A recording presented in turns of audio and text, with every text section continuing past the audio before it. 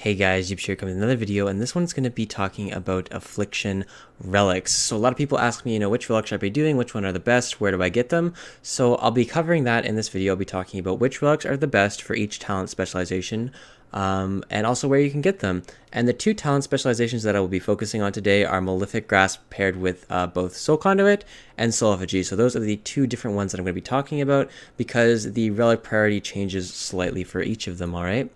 So let's just take a first look at the Soul Conduit relics and then talk about the Soul Effigy after. So here I will show you guys a graph of the Soul Conduit relics. So we can see here it goes shadow damage, UA crit, dot damage, corruption damage, agony damage, and then so on. And then it also shows you the item levels. So the blue is corresponding to an 880 item level relic, and then so all the way down to the darker blue to the 925 relic. You can see here the side is the color pattern, and you see the variations of DPS. So you can see that clearly the most important thing here is item level, where 925 relics are pretty much beating out everything else. So when you're going for your relic, obviously you're going to be focused on getting shadow damage, UA crit, or dot damage. They're all relatively equal. There's really not too much of a difference between each of these relics.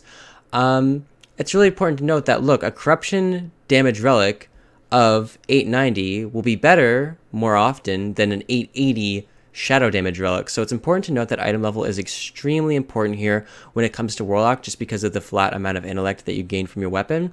But for Soul Conduit in general, it is going to be shadow damage, UA crit, and dot damage when it comes down to it.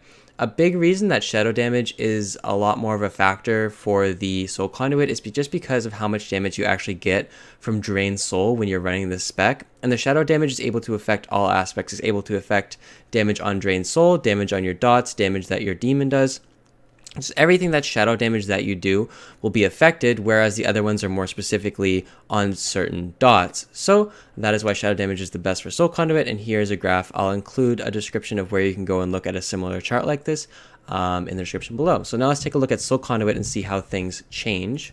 So when we look at the Soul Conduit graph, we can see that things are relatively similar. It's still dot crit damage, UA crit, and shadow damage that are at the top, but they've changed order slightly. It's dot crit damage that's the highest, and then shadow damage that's below that.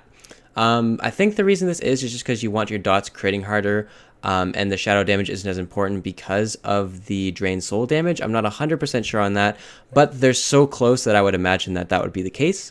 As you can see here, agony, corruption damage, and drain life damage do fall behind slightly more so with the Soul Effigy build, but it is important to note item level is really everything here. You see, compared to a 910 compared to a 900, it's basically going to be better every single time for you to take 10 item level difference, and that's what you should really get out of this.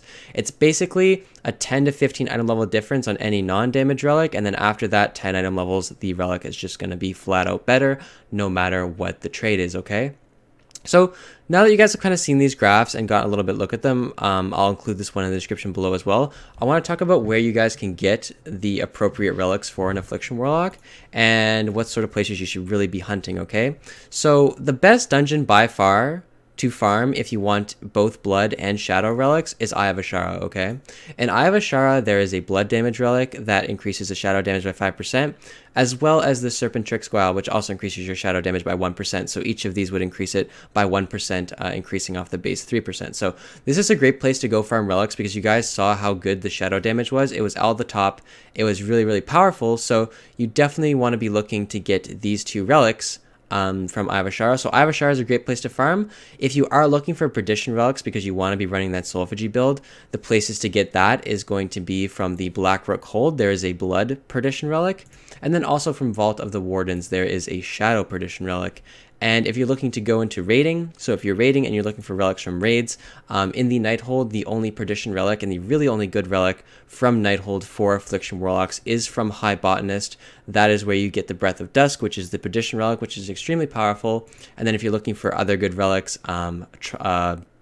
Trial of Valor drops the Accursed Cuspid, which is the shadow damage, and then Helia drops a Phylactery. So I would recommend you guys make sure you're doing your Trial of Valor every week, make sure you're doing those dungeons that I mentioned every week, as well as the Nighthold in order to get that Breath of Dusk. Obviously, you are shooting for item level here overall, but if you really want to grind out those Titan Forge relics, those are the places that you're going to be going to get them. I hope this, guys, has helped you just figure out which relics you should be using. I hope the charts are definitely going to be useful for you guys. But you have to remember, those charts are based off of a sim done on someone with preset gear. Your gear will make the simulations slightly different, so I would use them as a reference, but don't take them to be the end-all be-all. They're just a really good reference for you guys to be using, and then you should probably compare with the simulation yourself. Thanks for watching, guys, and I'll see you guys next time.